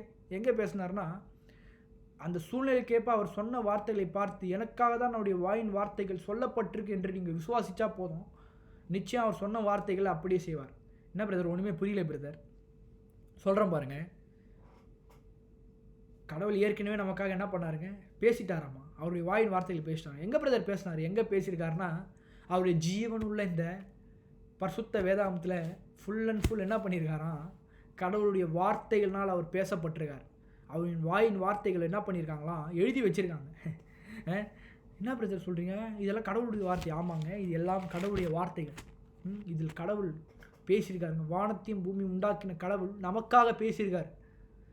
அப்போது நீங்கள் என்ன பண்ணணும்? இன்றைக்கி அவர் எங்கெங்கெல்லாம் என் சூழ்நிலைக்கேற்ப பேசியிருக்காரு, என் சூழ்நிலைக்கேற்ப அவர் சொன்ன வார்த்தைகள் நீங்கள் பார்த்தாலே போதும். என்னவாம்? அவருடைய வாயின் வார்த்தைகள் என்னெல்லாம் எனக்கு சொல்லப்பட்டிருக்கு, அதை விசுவாசித்தா போதும், நிச்சயம் என்ன பண்ண முடியும்? நம்முடைய வாழ்க்கையிலும் அப்படியே நடக்கும். என்ன பிரதர் சொல்கிறீங்க? ஆமாம், நிச்சயம். பைபிள் சொல்லுது பாருங்கள். ஆதியாகமம் 15:4-6 கடவுளுடைய வார்த்தையை வந்து ஆபிரகாமுக்கு சொல்கிறாரு. அவர் வாயிலிருந்து வார்த்தை வந்தது சொல்கிறாரு சொல்லிட்டு கடைசி 6ஆம் வசனத்தில் என்ன சொல்கிறார் பாருங்கள். அவன் கர்த்தரை விசுவாசித்தான், அதை அவர் அவனுக்கு நீதியாக எண்ணினார். ஆபிரகாம், கடவுள் எனக்கு இதெல்லாம் கடவுள் சொல்கிறார், என் வார்த்தை இப்படி தான்ப்பா நடக்கும், உனக்கு கண்டிப்பாக குழந்தை பிறக்கும், நீ பாரு அப்படின்னு சொல்லிட்டு போகிறார். சொன்னதை நடக்கும். அது ஆபிரகாம் என்ன பண்ணுறாரு? அப்படியே ஆண்டவரே நான் விசுவாசிக்கிறேன் அப்படின்னு விசுவாசிச்சாராமா. யோசிச்சு பாருங்கள். இன்றைக்கு நான் சொல்லிக்கிறேன், உங்கள் வாழ்க்கையில் இன்றைக்கு சுகவீனமாக இருக்கீங்களா? இல்லை பிரதர், டாக்டர்லாம் கை விரிச்சிட்டாங்க, ஒன்றுமே பண்ண முடியல. இல்லை, கடவுளுடைய வார்த்தை ஏற்கனவே உங்களுக்கு சொல்லப்பட்டிருக்கு. என்ன சொல்லப்பட்டிருக்காமா? அவருடைய தழும்புகளால் நீங்கள் குணமானீர்கள் என்று சொல்லப்பட்டிருக்கு. அது மட்டும் இல்லாமல் என்னவா வசனம் எப்படியா சொல்லப்படுது? அவர் உன் அப்பத்தையும் தண்ணியும் ஆசீர்வதித்து வியாதி உன்னுட்டு விலக்குவேன் என்று அவருடைய வார்த்தைகள் சொல்லப்பட்டிருக்கு. அவருடைய வார்த்தைங்க, அவர் வாயிலிருந்து பிறந்த வார்த்தை இது. யோசிச்சு பாருங்கள், எப்பேற்பட்ட பாக்கியம் கொண்ட ஜனங்கள் பாருங்கள். கடவுளுடைய வாயிலிருந்து பிறந்த வார்த்தைகள்லாம் நம்மளுக்கு எழுத்து வடிவில் இந்த வேதாகமத்தில் கொடுத்துட்டார். அதை நீங்கள் கையில் சுமந்துட்டுருக்கீங்க, இருதயத்தில் அதை மனப்பாடமாக வச்சிட்ருக்கீங்க. எப்பேற்பட்ட ஜனங்கள் பாருங்கள். நம்ம அவருடைய வாயிலிருந்து பிறந்த அந்த வார்த்தைகளை நம்மளுக்கு எப்படி கொடுத்துட்டாராமா? எழுத்தின் வடிவில் கொடுத்துருக்காராமா. யோசிச்சு பாருங்கள். அப்பா, எப்பேற்பட்ட பாக்கியம் கொண்டவர்கள் பாருங்கள். அப்போ நம்ம இன்றைக்கி என்ன பண்ணோம்? ஆபிரகாமுக்கு என்ன பண்ணார்? டைரெக்டாக பேசினார். இன்றைக்கு நம்மக்கிட்ட ஏற்கனவே பேசி வச்சுட்டாருங்க, ரெடியாக வச்சுருக்கார். எல்லாமே ரெடியாக வச்சுருக்கார். எத்தனை பேர் சொல்கிறீங்க எனக்கு ரெடியாக இருக்குது வார்த்தை? எப்பேற்பட்ட சூழ்நிலை வந்தாலும் அந்த சூழ்நிலைக்கு ஏற்ப வார்த்தையை பேசுங்க. என்ன மாதிரி வார்த்தை? உடம்பு முடியலையா, ரொம்ப டயர்டாக இருக்குது பிரதர், என்ன பண்ணுறதுனே தெரில பிரதர். இல்லை, கடவுளுடைய வார்த்தை என்ன சொல்லுது பாருங்கள். என்ன சொல்லுது? என்னை பலப்படுத்துகிற கிறிஸ்துவினாலே எல்லாவற்றையும் எனக்கு செய்ய பலன் உண்டு. இது யாருங்க சொன்னார்? பவுலா சொன்னார்? இல்லையே, கடவுளுடைய வாயிலிருந்து வார்த்தையில் பிறந்த வார்த்தைங்க அது. என்னை பலப்படுத்த கிறிஸ்துவினாலே எல்லாவற்றையும் செய்ய எனக்கு பலன் உண்டு. பயம் சூழ்ந்திருக்கா? வசனம் சொல்லுது பாருங்கள், பயப்படுறீங்களா? இல்லை கடவுளுடைய வார்த்தை டைரெக்டாக சொல்லப்பட்டிருக்கு நமக்கு. என்ன? பயப்படாதே, திகையாதே, நான் உன் தேவன் அப்படின்னு சொல்லப்படுது. யாருமே இல்லாத மாதிரி சுச்சுவேஷன் இருக்கா உங்களுக்கு? எனக்கு யாருமே இல்லை பிரதர், என்ன பண்ணுறதுனே தெரில பிரதர், எல்லாரும் நான் நேசித்தவங்களாம் என்னை விட்டு போயிட்டாங்க பிரதர். இல்லை வசனம் எப்படி சொல்லுது பாருங்கள், நான் உன்னை விட்டு விலகுவதும் இல்லை, நான் உன்னை கைவிடுவதும் இல்லை. ரொம்ப முக்கியம். கடவுள் சொல்லியிருக்காருங்க, அவருடைய வாயின் வார்த்தைகளை கொண்டு நம்மளுக்கு இப்படி பேசி வச்சிருக்காரு. அதை நீங்கள் விசுவாசித்தா போதும் உங்களுக்கு அப்படியே நடக்கும். அது எப்படி பிரதர் நடக்கும்? ஆபிரகாமுக்கு நடந்ததா? சொன்னதை அவர் சொல்கிற வார்த்தை அப்படியே சொன்ன மாதிரியே நடக்குங்க. இன்றைக்கு நான் சொல்லுகிறேன், உங்களுடைய வாழ்க்கையில் நீங்கள் இந்த வார்த்தையை பாருங்கள். கடவுளுடைய வார்த்தை எனக்கு என்ன சொல்லப்பட்டிருக்கு, என் சிச்சுவேஷனுக்கு ஏற்ற மாதிரி எனக்கு என்ன சொல்லப்பட்டிருக்கு. வசனம் சொல்லுது, கர்த்தர் எனக்காக யாவும் செய்து முடிப்பார். யாருங்க சொன்னால்? சங்கீதக்காரன் எழுதி வச்சுட்டு போனாரா? இல்லைங்க, அவருடைய வாயிலிருந்து பிறந்த வார்த்தைகள். நான் உனக்காக யாவும் செய்து முடிப்பேன் அப்படின்ட்டார் அவர் வாயை திறந்து. அப்போ நீங்கள் அதை விசுவாசித்தா போதும். அந்த வார்த்தையை எடுத்து நீங்கள் சொல்லணும். விசுவாசித்தா போதும் அந்த வார்த்தையை. எனக்காக யாவும் செய்து முடிப்பார்னு கடவுளே நீங்கள் சொல்லியிருக்கீங்களே, எனக்காக நீங்கள் எல்லாவற்றையும் செய்யுங்க. என்னுடைய படிப்பு காரியங்கள், எங்களுடைய பிள்ளைகளுடைய படிப்பு காரியங்கள், எங்களுடைய பிள்ளைகளுடைய திருமண காரியங்கள், நாங்கள் நன்றாய் வாழ்வதற்காக நீ எல்லாவற்றையும் முடித்திருக்கிறீங்களே, அதை நாங்கள் விசுவாசிக்கிறோம் அப்படின்னு சொல்லி நீங்கள் விசுவாசித்தா போதும். அன்றைக்கி ஆபிரகாமுக்கு தேவன் வாயின் வார்த்தையில் கொண்டு பேசினார், சொன்னபடியே செஞ்சார். இன்றைக்கு நான் சொல்லுகிறேன், நமக்கும் தேவன் என்ன பண்ணுவாருங்க, சொன்னபடி செய்வார். நம்ம நினச்சிட்ருக்கோம் எனக்கு கடவுள் எப்படி சொன்ன மாதிரி செய்வார். அவருடைய வாயின் வார்த்தைகள் ரொம்ப முக்கியங்க. அப்பேற்பட்ட வாயின் வார்த்தைகள் தன்மை கொண்டது தான் கடவுளுடைய வார்த்தை. ஓகே, நம்ம மூணாவது கடவுளுடைய வாயின் வார்த்தை எப்படிப்பட்டதுன்னா, கடவுளுடைய வாயின் வார்த்தை எல்லா சூழ்நிலைக்கேற்ப உங்களுக்கு பதிலை கொண்டு வரும் தன்மை கொண்டதான் கடவுளுடைய வார்த்தையாமா. கடவுள் வாயிலேருந்து பிறக்கிற அந்த வார்த்தை எப்படி இருக்காமா, உங்களுக்கு எல்லா சூழ்நிலைக்கேற்ப உங்களுக்கு பதிலை கொடுக்கக்கூடிய தன்மை கொண்டு தான் கடவுளுடைய வார்த்தை என்று பைபிள் சொல்லப்படுது. எல்லா சூழ்நிலைக்கு ஏற்பனா எல்லா சூழ்நிலையுமா பிரதர்? ஆமாம், எல்லா சூழ்நிலையும். அது எப்படி பிரதர் எல்லா சூழ்நிலைக்கு ஏற்ப எனக்கு பதிலை கொடுக்கும்? அப்பேற்பட்ட தன்மை கொண்டு தான் கடவுளுடைய வாயிலிருந்து வரும் வார்த்தைகள் அப்பேற்பட்ட தன்மை கொண்டது. நம்ம நினச்சிட்ருக்கோம் அது எப்படி பிரதர் எனக்கு எல்லா சூழ்நிலைக்கும், என் சூழ்நிலைலாம் கடவுளுக்கு தெரியுமா? நிச்சயமாக தெரியுங்க. நீங்கள் எப்பேற்பட்டவர்களாக இருந்தாலும் உங்களுடைய சூழ்நிலைகள் கடவுளுக்கு நிச்சயமாக தெரியும். அவர் சர்வலோக ஆண்டவருங்க, அவருக்கு உங்கள் சூழ்நிலை தெரியாமல் இருக்க போகுது, நிச்சயமாக தெரியும். அப்போ உங்கள் சூழ்நிலைக்கு ஏற்ப எப்படி பிரதர் எனக்கு பதிலை கொடுக்க முடியும். ஏன்னா அப்பேற்பட்ட வார்த்தை அவர் வாயில் இருக்குது. நம்ம கடவுளுடைய வாயின் வார்த்தையின் அழகை பற்றி தான் பார்த்துட்ருக்கோம். அவருடைய வாயின் அழகு என்ன மாதிரி இருக்குது பார்த்தோம். அவருடைய வாயின் அழகு என்னவா, அவருடைய வாயின் வார்த்தைகளுடைய தன்மை என்னவா, எல்லா அவருடைய வாயின் வார்த்தைகள் நம்மளை உருவாக்கும் சிருஷ்டிக்கும் தன்மை கொண்டது. அது மட்டும் இல்லாமல் என்னவா, அவருடைய வாயின் வார்த்தைகள் அவர் சொன்னதை அப்படியே நடக்கக்கூடிய தன்மை கொண்டது. அது மட்டும் இல்லாமல் கடவுளுடைய வாயின் வார்த்தைகளுடைய தன்மை எப்படியாமா, எல்லா சூழ்நிலைக்கேற்ப பதில்களை கொடுக்கும் தன்மை கொண்டு தான் கடவுளுடைய வாயின் வார்த்தைகள் என்று பைபிள் சொல்லுது. ஏசாயா 50:4 பாருங்கள். ஏசாயா 50:4 இளைப்படைந்தவனுக்கு சமயத்திற்கேற்ற வார்த்தையை சொல்ல நான் அறியும்படிக்கு கர்த்தராகிய ஆண்டவர் எனக்கு கல்விமானின் நாவை தந்தருளினார். இந்த வசனம் யாரை பற்றி சொல்லப்பட்டிருக்குன்னா, இயேசு கிறிஸ்துவை பற்றி சொல்லப்பட்டிருக்கு. மேசியாவை குறித்து ஏசாயா பாடுற 3வது பாட்டு இது அப்படின்னு பைபிள் சொல்லப்படுது. அப்போது கடவுளின் வாயின் வார்த்தைகள் நம்முடைய சூழ்நிலைகள் எப்படி இருந்தாலும் சரி, அந்த சூழ்நிலைக்கு ஏற்ப பதில்களை தரும் அவருடைய வாயின் வார்த்தைகள். அவர் வாயிலேருந்து பிறக்கிற வார்த்தைகள்லாம் எப்படி இருக்காமா, நம்ம சூழ்நிலை எந்த மாதிரி இருந்தாலும் அந்த சூழ்நிலைக்கு ஏற்ப பதிலை கொடுக்குமா. யோசிச்சு பாருங்கள். நம்ம மனிதர்கள் வெறும் ஆறுதல் தான் சொல்ல முடியும். அதெல்லாம் ஒன்றும் இல்லை, கவலைப்படாத அப்படின்வோம், நெக்ஸ்ட் டைம் பார்த்துக்கலாம் அப்படின்வோம், இல்லை அப்படி தான் சொல்லுவோம். ஆனால் அது கரெக்டான பதிலாக நம்மளுக்கு இருக்காது, அதுக்கு ஆன்சராக இருக்காது நமக்கு. கரெக்டாக பார்த்துருக்கீங்களா? ஏன்னா ஆறுதலுக்கு சொல்லிட்டு போவாங்க சில வார்த்தைகளை ஜனங்க. ஆனால் கடவுளுடைய வார்த்தை என்னவாங்க, ஆறுதலுக்கு சொல்கிறது இல்லைங்க, பதிலே எடுத்துகிட்டு வரோம். அப்பேற்பட்ட வார்த்தை. ஏதோ ஆறுதலுக்கு சொல்கிற வார்த்தை நினச்சிட்டு இருக்கிறீங்களா? கடவுள் வார்த்தை ஆறுதலும் உண்டு அந்த வார்த்தையில். ஆனால் அந்த வார்த்தையில் ஆறுதல் மட்டும் இல்லைங்க, என்னவா பதில்களையும் கூட கொடுக்குமா அந்த சூழ்நிலைக்கு ஏற்ப. அப்பேற்பட்ட தன்மை கொண்டு தான் கடவுளுடைய வார்த்தை. பார்க்கலாம் பாருங்கள். ஒரு உதாரணம் காட்டுறேன் பாருங்கள். மார்க்கு 4:38-40 பாருங்கள். மார்க்கு 4:38-40 அதில் இது என்னென்னா, இயேசு கிறிஸ்து பிரயாணம் பண்ணி போயிட்டுருக்கார் படகுல, நல்லா தலகாணி வச்சு தூங்கிட்டு இருக்காரு. பைபிள் சொல்லுது பாருங்கள். 38ஆம் வசனத்தில் அவர் தலையணையை வைத்து நித்திரையாக இருந்தார். அவரை எழுப்பி, போதகரை நாங்கள் மடிந்து போகிறது உங்களுக்கு கவலையாக இல்லை என்றார். அவங்க வார்த்தை எப்படி இருக்குது பாருங்கள். ஜனங்க வார்த்தை எப்படி இருக்குது பாருங்கள். சூழ்நிலை ஏற்ப ஜனங்க வார்த்தை எப்படி பேசுகிறாங்கன்னா, ஐயோ நாங்கள் சாவ போகிறோம், உங்களுக்கு ஐயோ நான் சாவ போகிறேன், என்ன பண்ணுறதுன்னு எனக்கு தெரியலையே அப்படின்றாங்க. இல்லை இல்லை இல்லை, கடவுள் வார்த்தை வந்து சூழ்நிலைக்கு ஏற்ப அப்படிப்பட்ட பதில் எடுத்துகிட்டு வராது. இது வந்து எதிர்மறையான பதில். இது நாங்கள் சாவ போகிறோம், கவலை இல்லையா அப்படின்றாங்க. இல்லை, உடனே இயேசு கிறிஸ்து பாருங்கள் 39 வசனத்தில், அவர் எழுந்து காற்றை அதட்டி கடலை பார்த்து இறையாதே அமைதலாக இரு என்றார். என்றார்னா அது வார்த்தையை சொன்னார்னு அர்த்தம். வார்த்தையை சொல்கிறாரு பாருங்க, எப்பா அமைதியாக இரு, அமைதியாக இரு அப்படின்றாரு. அவர்களை நோக்கி 40 வசனத்தில், ஏன் இப்படி பயப்படுகிறீர்கள், ஏன் உங்களுக்கு விசுவாசம் இல்லாமல் போயிடுச்சு என்றார். நல்லா புரிஞ்சுக்கணும், அவருடைய வார்த்தைகள் சூழ்நிலைக்கு ஏற்ப பதில்களையும் மற்றும் அதை மாற்றும் தன்மை கொண்டது. நம்முடைய வாழ்க்கையிலும் எல்லா சூழ்நிலையிலும் அவருடைய வார்த்தைகள் நமக்கு பதில்களை கொடுக்கும் தன்மை கொண்டது தான் நம்முடைய வாழ்க்கையில் அப்பேற்பட்ட அவருடைய வார்த்தை இருக்குது. நம்ம யோசிப்போம், எப்படி பிரதர் அப்படின்னு நம்ம யோசிப்போம். கடவுளுடைய வாயிலிருந்து புறப்படுகிற அந்த வார்த்தைகள் வந்து எப்படி இருக்காமா, எந்த சூழ்நிலை உங்களுக்கு இருந்தாலும், எப்பேற்பட்ட சிச்சுவேஷன் இருந்தாலும் உங்களுக்கு அதற்கான பதிலை கொடுக்கும். நீங்கள் யோசிப்பீங்க, அது எப்படி பிரதர் கொடுக்கும்? ஏங்க எப்படி கொடுக்குமா? மார்க்கு 4ஆம் அதிகாரம் 38ஆம் வசனம் 40ஆம் வசனம் 38ஆம் வசனத்துலேருந்து 40ஆம் வசனத்தில் பார்த்தா தெளிவாக போடப்பட்டிருக்கு. என்ன போடப்பட்டிருக்கு? இயேசு கிறிஸ்து படகுல போயிட்டு இருக்காராமா, சீஷர்களுடைய வார்த்தை எப்படி இருக்குது பாருங்கள். சூழ்நிலைக்கு ஏற்ப இன்றைக்கி நம்ம அப்படி தான் இருக்கோம். நம்ம இன்றைக்கி சீஷர்களை போல தான் இருக்கும். என்ன சூழ்நிலைக்கு ஏற்ப என்ன பண்ணுறோம், சிச்சுவேஷனை பார்த்து என்ன பண்ணிடுறோம், பயந்துடுறோம். ஐயோ போச்சு, அவ்வளோதான், எல்லாம் போச்சு, இனி எதுவுமே நடக்காது அப்படின்னு நினச்சிட்ருக்கோம். இல்லைங்க, கடவுளுடைய வாயின் வார்த்தைகள் எப்படி இருக்குது பாருங்கள். அமைதலாக இரு என்றார். அவர் வார்த்தை எப்படி இருக்குன்னா சூழ்நிலைக்கு ஏற்ற பதிலை எடுத்துகிட்டு வருது. நம்ம வார்த்தை எப்படி இருக்குது, மனுஷங்க வார்த்தை எப்படின்னா சூழ்நிலைக்கு ஏற்ற மாதிரி பதிலே எடுத்துகிட்டு வராது. என்றைக்கும் ஆறுதல் வேணால் எடுத்துகிட்டு வரோம். ஆனால் கடவுளுடைய வார்த்தை என்ன, நீங்கள் எப்பேற்பட்ட சூழ்நிலைகள் இன்றைக்கு இருந்தாலும் சரி, அந்த சூழ்நிலையை கடவுளால் மாற்ற முடியும். எத்தனை பேர் விசுவாசிக்கிறீங்க? கடவுளால் மாற்ற முடியுங்க. அப்பேற்பட்ட தன்மை கொண்டு தான் அவருடைய வார்த்தை. இன்னும் சொல்லப்போனால் கொஞ்சம் எக்ஸ்ட்ரீமாக சொல்லாமே, அவருடைய வாயிலிருந்து புறப்படும் அந்த வார்த்தைகளை நாம் எடுத்து பயன்படுத்தி கொள்ளலாம்ன்ற அதிகாரத்தை நம்மளுக்கு கொடுத்துருக்காங்க. அது எப்படி பிரதர்? அவர் மிகப்பெரியவர். அவர் வாயிலிருந்து புறப்படுகிற அந்த வார்த்தையை நான் எப்படி பிரதர் பயன்படுத்திக்க முடியும்? கண்டிப்பாக முடியும்னு பைபிள் சொல்லுது. அதுவும் நம்மளுக்கு எழுத்தின் வடிவில் நம்மளுக்கு கொடுத்துருக்காரம்மா. நாம் அவருடைய வார்த்தைகளை நம்முடைய வாயிலிருந்து சொல்லும் அதிகாரத்தை இயேசு கிறிஸ்து நம்மளுக்கு கொடுத்துருக்காரு பாருங்கள். எப்படி வசனம் காட்டுறேன் பாருங்கள்.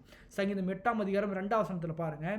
சங்கீதம் 8:2, பகைஞனையும் பழிக்காரனையும் அடக்கி போட தேவரீர் உம்முடைய சத்துக்கள் நிமித்தம் குழந்தைகள் பாலகர் வாயினால் பலன் உண்டு பண்ணுகிறீர். எனக்கு இந்த வசனத்தை பார்க்கும்போது நான் என்ன நினச்சேன்னா, ஓகே, குழந்தைகள் பாலகர் வாயினால் பலனை உண்டு பண்ணுகிறேன்னு சொன்னோன்னே நான் இந்த வசனத்தை என்ன நினச்சிட்டேன்னா, ஏதோ வந்து கடவுள் ஏதோ பெருசாக பண்ண போகிறார் குழந்தைங்களை வச்சு அப்படின்னு நினச்சிட்டு இருந்தேன். இல்லை, வசனம் தெளிவாக சொல்லப்பட்டிருக்கு. என்னவா, அவருடைய வாயின் வார்த்தைகளை நம்ம பயன்படுத்திக்கலாம்னு சொல்லிக்கிற அந்த அதிகாரத்தை கொடுத்துருக்காரு. அதுதான் இந்த வசனம் காட்டுற பாருங்க. அவருடைய பலனுள்ள வாயின் வார்த்தைகள் நம்முடைய வாயிலும் வைத்து பயன்படுத்தும் அதிகாரத்தை கொடுத்துருக்காருங்க. யோசிச்சு பாருங்கள். நீங்கள் யோசிக்கலாம், அது எப்படி பிரதர்? கடவுளுங்க மிகப்பெரியவர். அவர் வாயிலிருந்து புறப்படுகிற அந்த வார்த்தைகளை நீங்களும் அந்த வார்த்தை, அவர் என்ன வார்த்தை சொன்னாரோ அந்த வார்த்தையை எடுத்து நம்மளும் என்ன பண்ணலாமா, நம்ம சிச்சுவேஷனுக்கு ஏற்ற மாதிரி பேசலாமா, அந்த வார்த்தையை அப்படியே அப்ளை பண்ணலாமா? அது எப்படி பிரதர்? அதிகாரம் இருக்கா? எனக்கு நிச்சயமாக இருக்குது. பைபிள் சொல்லுது பாருங்கள். இன்றைக்கு சோர்வுற்ற நிலையில் இருக்கீங்களா? வசனம் அவருடைய வார்த்தை ஏற்கனவே சொல்லியிருக்கு. உங்களுக்காக என்ன சொல்லியிருக்கு?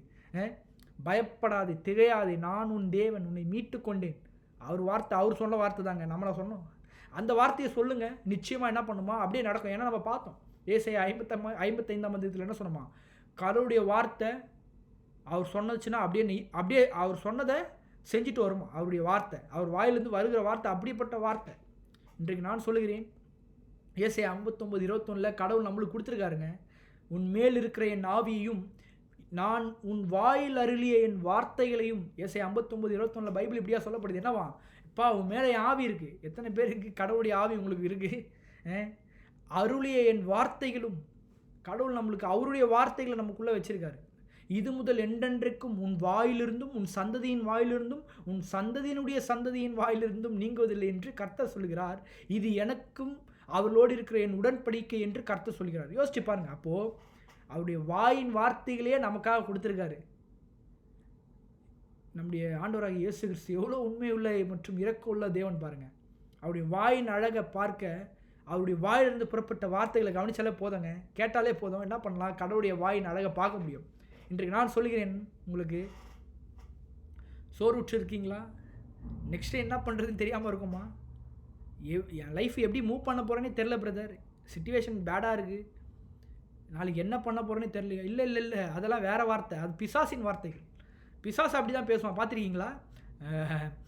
காட்டுறேன் பாருங்கள், பிசாசின் வார்த்தைகள் எப்படி இருக்கும் காட்டுறேன் பாருங்கள். தவறாக நினைத்து கொள்ளாதீர்கள். கடவுளுடைய வார்த்தை கொஞ்சம் டிஃப்ரெண்ட்டாக இருக்குங்க. எப்படின்னா கடவுளுடைய நீங்கள் காட்டுற பாருங்கள். பிசாசு என்ன சொல்லுவான், உன்னால் ஒன்றும் நடக்காது, உன்னால் ஒன்றும் பண்ண முடியாது, அப்படி பிசாசு பேசுகிற வார்த்தை. கடவுளுடைய வார்த்தை அப்படி கிடையாதுங்க. அவருடைய வார்த்தை நம்ம பார்த்தோம், கடவுளுடைய வார்த்தை 3 விதமாக பார்த்தோம். அவருடைய வார்த்தையுடைய தன்மை எப்படி பார்த்தோமா, அவருடைய வாயிலிருந்து புறப்படுகிற வாயின் வார்த்தைகள் எப்படி இருக்குமா, உருவாக்கும் சிருஷ்டிக்குமா.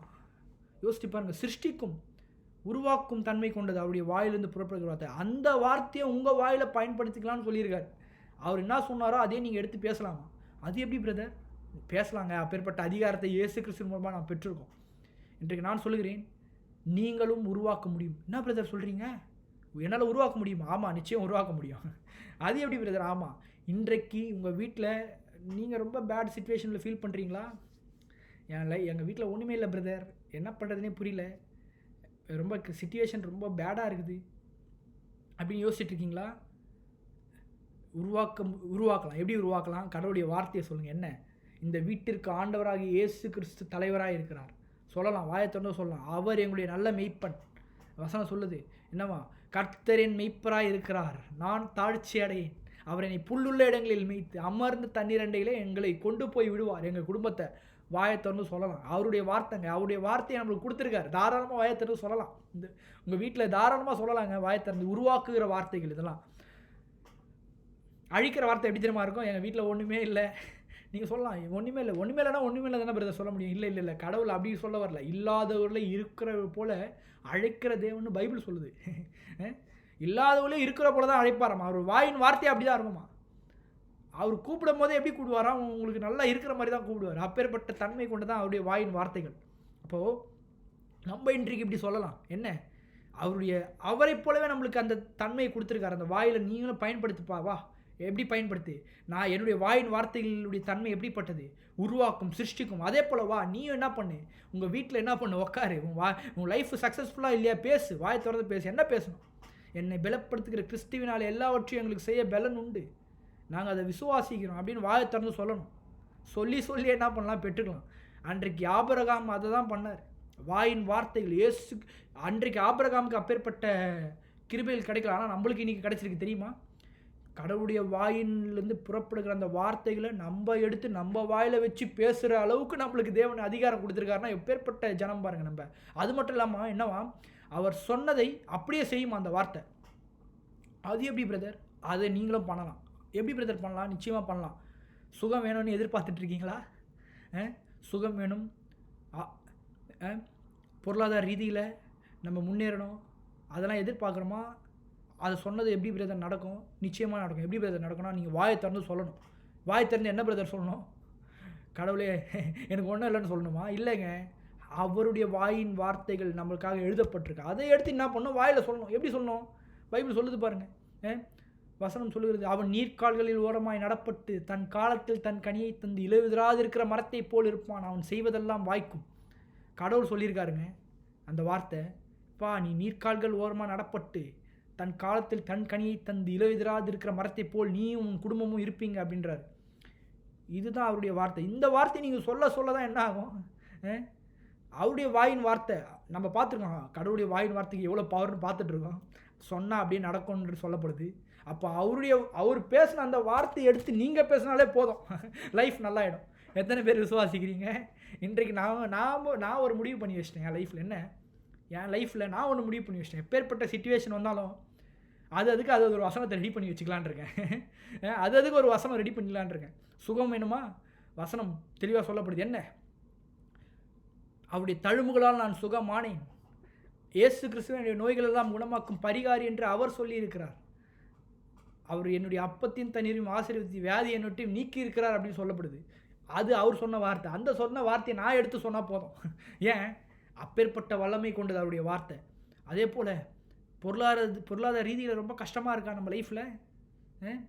என்ன, நாளைக்கு என்ன சிச்சுவேஷன் பண்ணுறோமா? இல்லை, வசனம் சொல்லுகிறது என்னவா, என்னுடைய குழைவிலெல்லாம் அவர் கிறிஸ்து இயேசுக்குள்ளே மகிமையிலே நிறைவாக்குவார் என்று சொல்லப்பட்டிருக்கு. உங்கள் குறைவு எல்லாத்தையும் என்ன பண்ணுவாராம்? நிறைவாக்குவார் அப்படின்னு வசனம் சொல்லப்பட்டிருக்கு.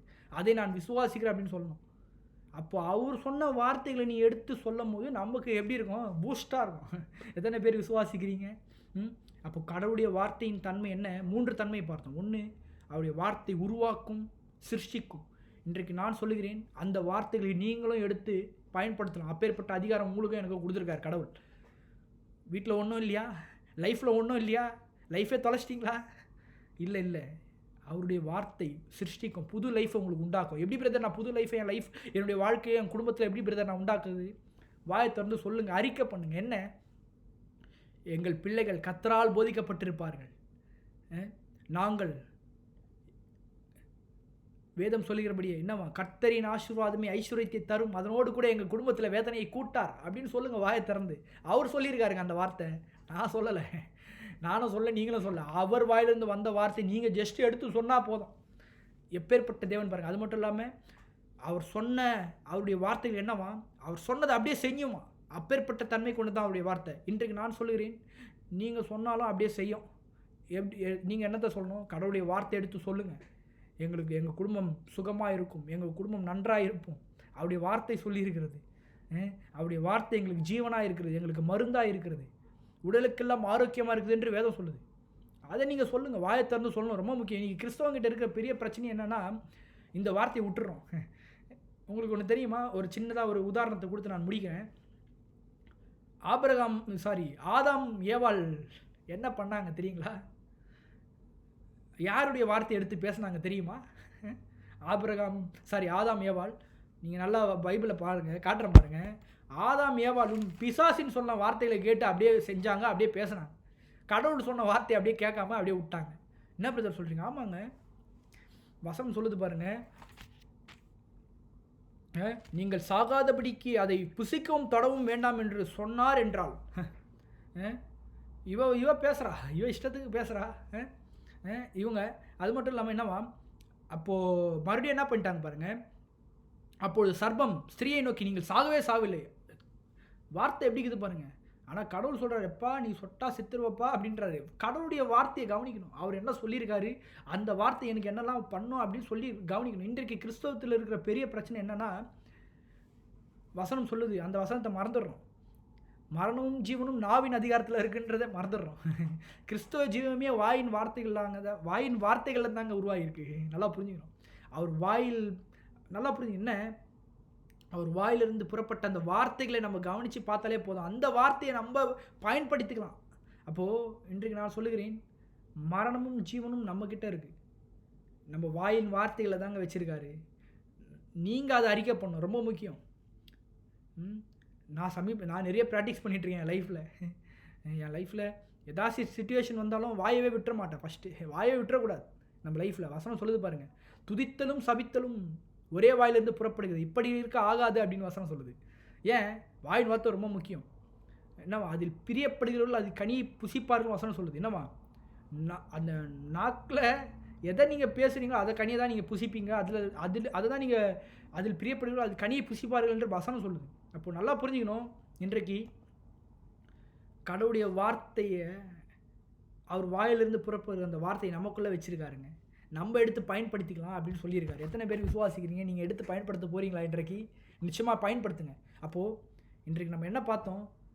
இயேசு கிறிஸ்துடைய வாயின் அழகை தான் பார்த்துட்ருக்கோம். அவருடைய வாயின் அழகை நீங்கள் எப்படிங்க பார்க்கலான்னா, அவர் வாயிலிருந்து புறப்பட்ட அந்த வார்த்தைகளை பாருங்கள். அவருடைய வார்த்தை என்னெல்லாம் செஞ்சுருக்குது. அவருடைய வார்த்தையின் தன்மையை பாருங்கள். அந்த வார்த்தையுடைய தன்மை சிருஷ்டிக்குதாமா, உருவாக்குதாமா, அவர் சொன்னதை அப்படியே அந்த வார்த்தை செய்தாமா.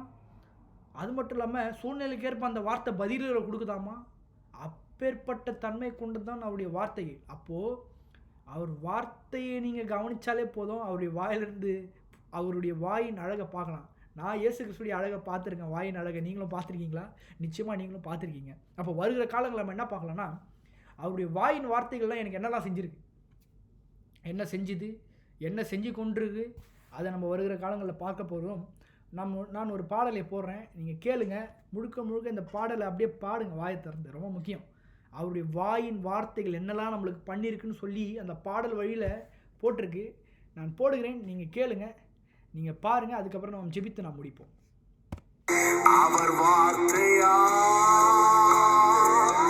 பயமில்லை என்னிலே, அவர் வார்த்தையா அழிவில்லை மண்ணிலே, அவர் வார்த்தையா ஐஸ்வர்யம் வாழ்விலே, அவர் வார்த்தையா சுகம் என்றும் பூவிலே, அவர் வார்த்தையா ஜெயமாய் முன்னேறுவே, அவர் வார்த்தையா மீட்பை பெற்றே, அவர் வார்த்தையா ஜெயமாய் முன்னேறுவேன், அவர் வார்த்தையா மீட்பை பெற்றே. ஆமென். கர்த்தர் நல்லவர். அவருடைய வார்த்தையில் என்னவா? அழிவில்லை நம்ம வாழ்க்கையில். அவருடைய வார்த்தையின் மூலமாக நமக்கு பயம் இல்லை. ஏன்? அந்த வார்த்தையை, அவர் வாயிலிருந்து புறப்படுகிற அந்த வார்த்தையை நம்ம பயன்படுத்திக்கலாம்னு சொல்கிற அந்த அதிகாரத்தை கொடுத்துருக்கோன்னா எவ்வளோ பெரிய விஷயம் பாருங்கள். யார் கொடுப்பாங்க? உலகத்தில் இருக்கிறவங்க பெரிய பெரிய நபர்லாம் கொடுப்பாங்களா? நிச்சயமாக கொடுக்கவே மாட்டாங்க. இப்போ நான் சொன்ன வார்த்தையெல்லாம் நீ எடுத்து பயன்படுத்திக்க அப்படின்னு சொல்லுவாங்களா யாராச்சும்? யாரும் சொல்ல மாட்டாங்க. நம்முடைய தேவன், அண்ட சராசரத்தையும் படைத்த தேவன், அவர் என்ன சொல்லியிருக்காருங்க? பா, என் வாயிலிருந்து வந்த அந்த வார்த்தையை நீ என்ன பண்ணு? எடுத்துக்கோ. நீ எடுத்து என்ன பண்ணு? உன் வாயில் வச்சு சொல்லு. அப்படியே நடக்கும். ஏன்னா அது என்னுடைய வார்த்தை அப்படின்றார். எத்தனை பேர் விசுவாசிக்கிறீங்க இன்றைக்கு?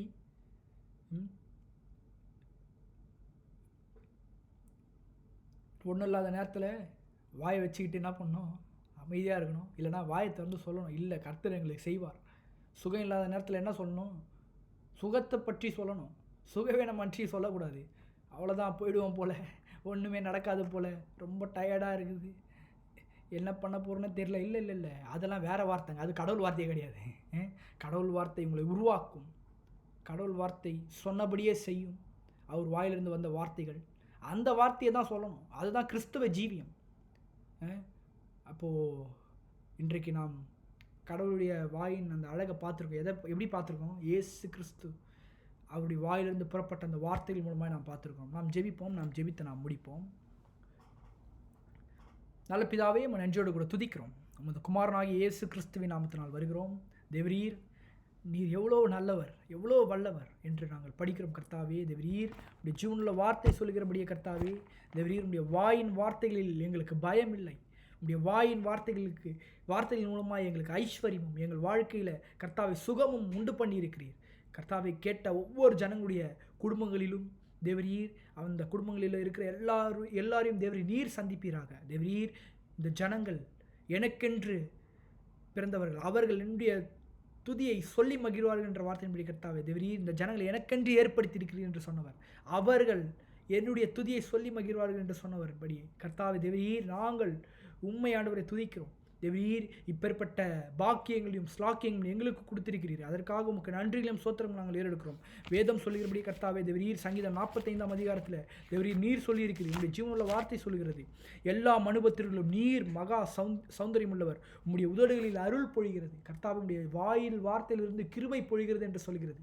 கர்த்தாவே, தேவரீர், எங்களை நீர் பெயர் சொல்லி அழைத்திருக்கிறீர். உடைய வாயை திறந்து எங்களை பெயர் சொல்லி அழைத்திருக்கிறோம். நாங்கள் எவ்வளோ பெரிய இம்பார்ட்டன்ட் பர்சன் என்று ஆண்டவரை நாங்கள் விசுவாசிக்கிறோம். இன்றைக்கு கூட கர்த்தாவை கேட்ட ஒவ்வொரு சத்தியங்களின் மூலமாக தேவரீர், ஜனங்களுடைய வாழ்க்கையில் ஒரு பிரகாசம் உண்டாகட்டும். ஜனங்கள் இன்றையிலிருந்து அவருடைய வாயின் வார்த்தைகளை மாற்றட்டும். அந்த வாயின் வார்த்தைகளில் கர்த்தாவே ஜனங்கள் மாறட்டும். அவங்க சூழ்நிலைக்கேற்ப ஆண்டவரே தேவரீர், உம்முடைய ஜீவனுள்ள வார்த்தையை கொண்டு ஜனங்கள் பேசட்டும்.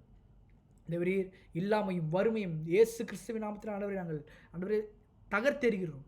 தேவரீர், விசேஷ வண்ணமாய் கர்த்தாவே தேவரீர், கலந்து கொண்ட ஒவ்வொரு பிள்ளைகளும் ஆசீர்வதிங்க. ஒவ்வொரு குடும்பத்தில் இருக்கிற ஒவ்வொருக்காக நாங்கள் வருகிறோம். ஒவ்வொருவருடைய ஆவி ஆத்மா சரீரத்தை பாதுகாத்துக் கொள்ளுங்க தேவரீர். ஒவ்வொரு குடும்பத்தில் இருக்கிறவர்களுக்கு ஆண்டவரே நல்ல உடல் சுகம், பலன், ஆரோக்கியத்தை கொடுப்பீராக. நீர் அன்றைக்கு வாக்குத்தத்தம் பண்ணினீர் கர்த்தாவே, இல்லாதவர்களை இருக்கிறவர்கள் போல அழைக்கிற தேவன். அன்றைக்கு ஆபிரகாமுக்கு சொன்ன வார்த்தைகள் இன்றைக்கும் அந்த வார்த்தைகள் எங்களுக்கும் சொந்தம். அந்த வார்த்தைகளை நாங்கள் விசுவாசிக்கிறோம் தேவரீர் எங்கள் குடும்பத்தில் கர்த்தாவே, தேவரீர் வேதம் சொல்கிறபடி கர்த்தாவே, நீரே எந்த நோய்களெல்லாம் குணமாக்கும் பரிகாரி கர்த்தர் என்று நீர் சொல்லியிருக்கிறீர். கர்த்தாவே, நாங்கள் வெற்றி உள்ளவர்களாயும் செழிப்புள்ளவர்களாயும் நாங்கள் வாழ்வோம். அதை நாங்கள் விசுவாசிக்கிறோம், அதை நாங்கள் நம்புகிறோம். உங்களுடைய ஜீவனுள்ள வார்த்தை சொல்லுகிறது. தேவரீர் கலந்து கொண்ட ஒவ்வொருவர்களும் நீர் ஆசீர்வதிங்க. ஒவ்வொருடைய தேவைகளையும் கிறிஸ்து இயேசுக்குள்ளே மகிமையிலே அதை நிறைவாக்குவீர். தேவரீர் சந்தோஷத்துடனே தேவரீர் ஜனங்கள் செல்லட்டும். தேவரீர் ஜனங்களுடைய வாழ்க்கையில் நீர் ஒரு மிகப்பெரிய மாற்றங்கள் உண்டாகட்டுங்க. அவங்க வாயில் ஆண்டவரே தேவரீர் சாவுக்கு ஏதுவான வார்த்தைகள் இல்லாமல் ஜீவனுக்கு ஏதுவான வார்த்தைகள் அவருடைய வாயில உண்டாகட்டும். தேவரீர் உம்முடைய வார்த்தைகள் ஆண்டவரே அவருடைய வார்த்தையில் வைக்கப்பட்டு இருக்கிறது. அதை அவங்க விசுவாசிக்கட்டும், அதை அவர்கள் நம்பட்டும். நீர் ஆளுகை செய்யுங்க. மீட்பர் இயேசு கிறிஸ்துவின் மூலம் ஜெபிக்கிறோம் நல்ல பிதாவே, ஆமென். Thank you all. God bless you.